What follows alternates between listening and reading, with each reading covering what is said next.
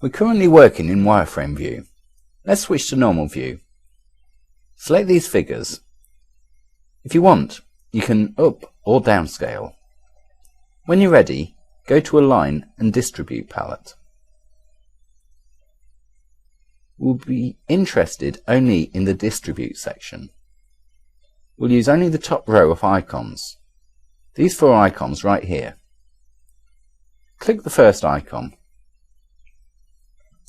As you can see, the figures are now evenly distributed from the left. Try the next 3 icons: Distribute Center, Distribute Right, and Distribute Space horizontally. Let's click on the Distribute Right icon. How is it measured? We can say that the program measures the figures from the line created by these transformation points on the right. That's why the figures are distributed like this. Try different icons to see how they work. We'll now talk about the last icon, Distribute Space horizontally.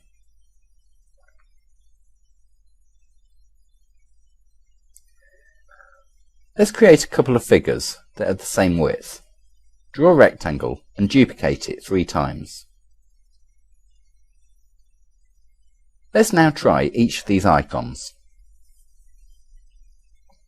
As you can see, when the figures have the same width, all icons have the very same effect. Their functions change when one or more selected figures have different widths. Let's try these icons now. We can clearly see that each of these icons have different functions, measuring from right side, center, left side, and between the figures. So, just experiment with the icons, read their descriptions, look how they work, and try them in different situations. It's the best way to learn them. Switch to Text tool. Click on an empty space and write Egypt. Select the text and make it bold. Here we can rotate the text. Let's change this value to 90 degrees. But there's another way to do this. Click on the text again and the rotation handles will appear. Hold Ctrl and rotate the text.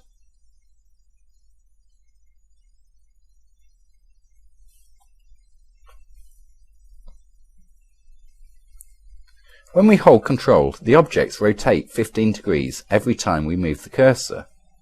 Rotate the text like this. If we rotate the text without holding Ctrl, the text just rotates and we can have whatever degree we want.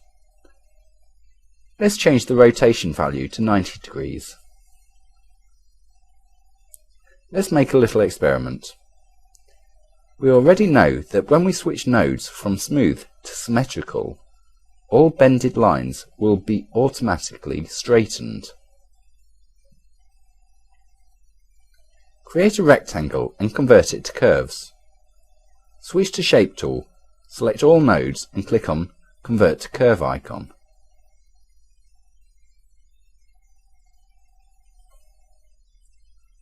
Select the top left node and convert it to symmetrical node. So when we convert a normal node to a symmetrical or smooth node, the line segment will be automatically bended. It's because the directional line handles are automatically positioned like this. They form a straight line. We can't control this process. Sometimes it's problematic, but we'll use it to our advantage. We'll apply this effect to the text. Select the text and convert it to curves. Switch to Shape tool, then select all nodes.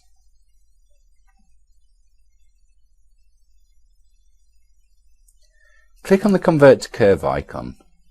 Now convert the selected nodes to symmetrical nodes. As you can see, the line segments in a figure were automatically made smoother. Of course, this is no longer a text, it's a path. This tells us that the text is no longer editable. Let's talk about a new tool. Switch to Artistic Media tool. When we select the Artistic Media tool, the contents of the property bar changed. Now it's filled with options for artistic media. I like to call this tool a brush. It's because it's similar to the brush tool in Illustrator. Select the first icon.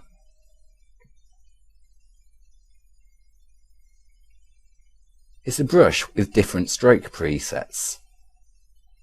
The next icon has other stroke presets. The third icon is a spray tool.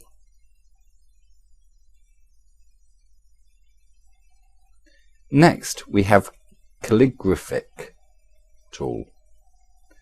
Last is a pressure tool, a great tool when we're drawing with tablet. Select the first icon and draw a waved line. Here we can change the weight of the line. From this drop-down list we can choose a different stroke preset.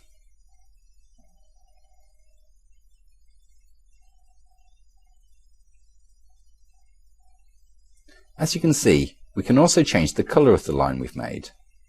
You can call it pen, brush or artistic media. The name's not that important, as long as you know how to use the tool. Let's now analyse this line we've just made. This stroke is constructed out of a path and a base object placed over this path. Switch to wireframe view. Now we can see this really well. Here's the path and here's the stroke figure. Or the artistic media figure, as I've said. It's more important to know how to use this tool.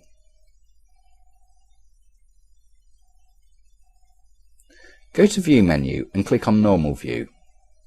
Switch to Shape tool and click on the stroke. Now we can see the path on which the stroke is placed. We can also edit it. I like to call this stroke a base object. Every time we change the path, the stroke will change as well.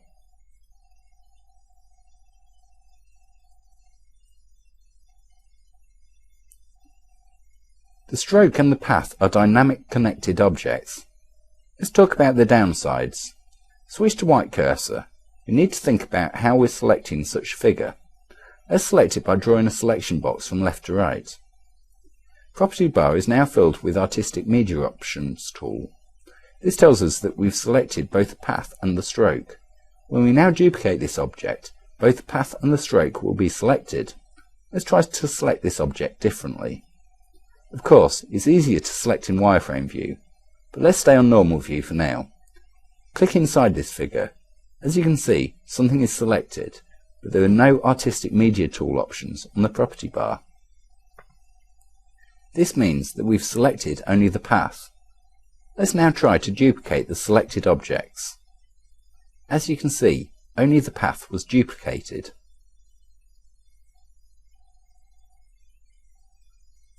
You can't see it because it doesn't have any outline. Let's click on the colour with the right mouse button. Now we can clearly see the duplicated path. Let's now click on the edge of this figure. Now we've selected both objects, the path and the stroke. Let's talk about another situation.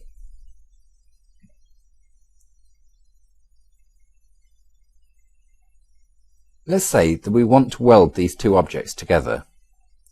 Select both objects. As you can see, welding, combining, and other icons are not active. Why is that? In Corel, we can't combine, weld, trim, or intersect dynamic connected objects. So the only option for us is to group these two selected objects. The only way to trim, combine, or intersect or weld these objects is to separate. You can do this by clicking on Break Object option in the Arrange menu. So trim, intersect, weld, or combine options are available only for basic objects. And by basic objects I mean standalone objects constructed from line segments. Sometimes we can also trim or intersect grouped objects. but we treat groups like basic shapes, the same as if we would just select a couple of figures. So we need to first break this figure, and only then can we weld them. Let's switch to wireframe view to see this better. Go to Arrange menu. As you can see, the Break for Objects Selected Apart option is active. When we click this option, we no longer can edit the artistic media figure. Click on this option.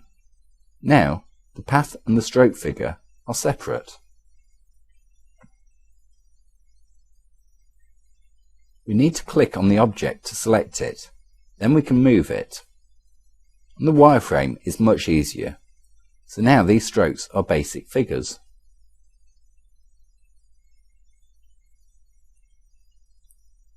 So when we talk about basic figures, we mean objects constructed out of paths. Now there won't be any problem to weld these two figures together.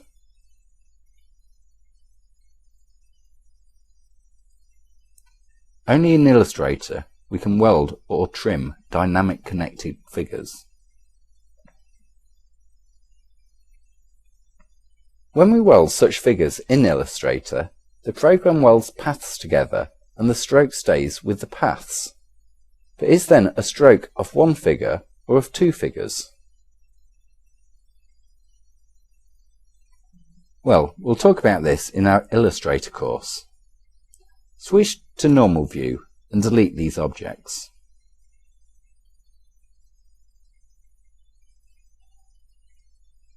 Let's make a quick revision. Let's make a couple of lines with Artistic Media tool. How can we now edit them all at once? Select them and just change the weight of the brush right here.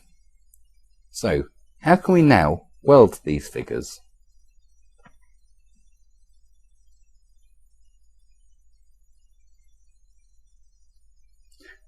The only way to do that is to first break these objects. We can do it by clicking on the Break Curve option in the Arrange menu.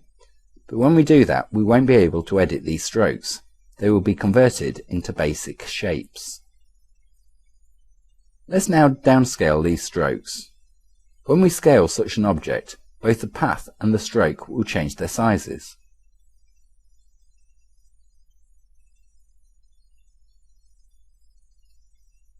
But to see the scale icon, we need to select only one stroke. Let's select this one. As you can see, the scale stroke icon appeared in the property bar. Let's now deactivate this icon and see what will happen.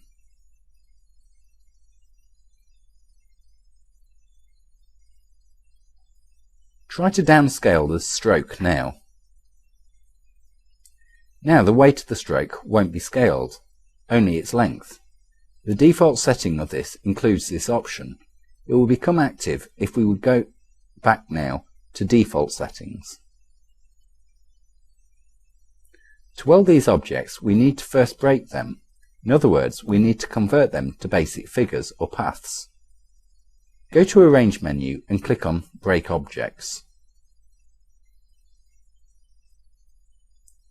Let's try to weld the selected figures now.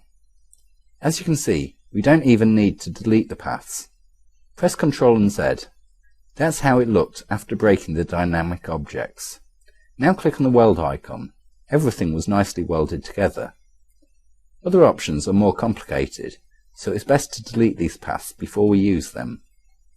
Let's talk about one more thing concerning Artistic Media tool. Switch to Normal View. Draw a circle and convert it to curves. Now modify its shape a little. Let's say that we want to apply a stroke to this existing path.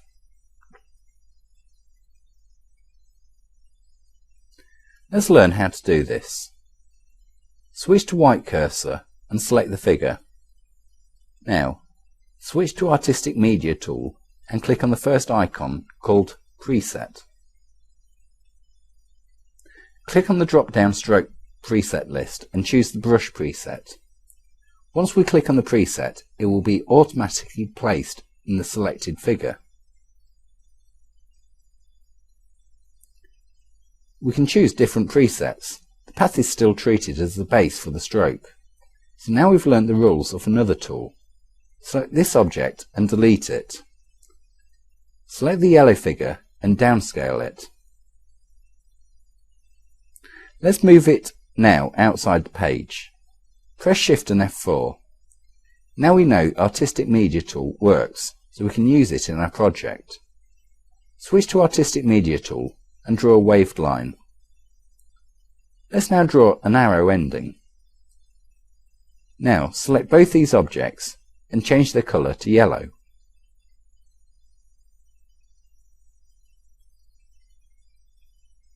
Of course, we can now just edit this path. Switch to Shape Tool, select all nodes and convert them to straight line. Delete the middle nodes. Select the two remaining nodes and click on Convert to Line icon. Let's now align both these nodes. Now click twice on the Add Nodes icon to symmetrically add new nodes to our figure. We forgot one thing, to convert this line segment to curves.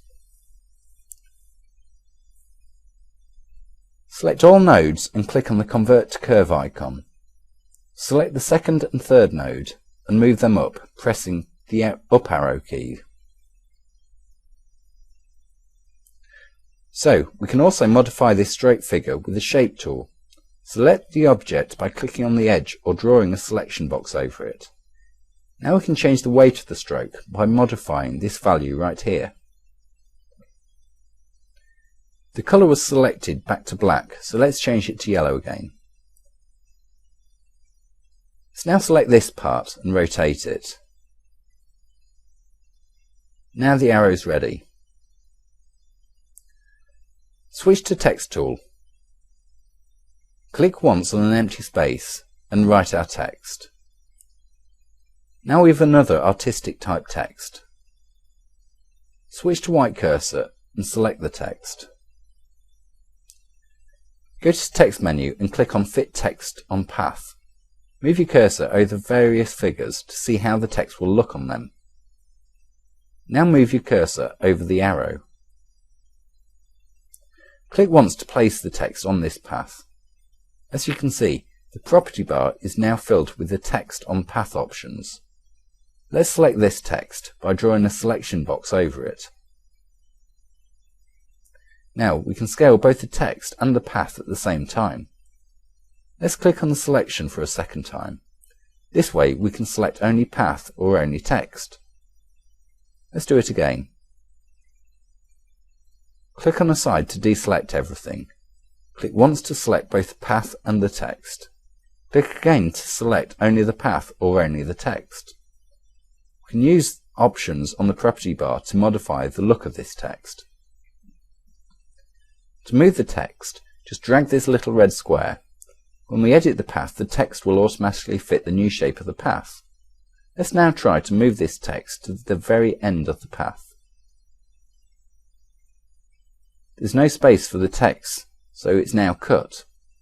We can easily see the whole text just by moving it to the centre of the path.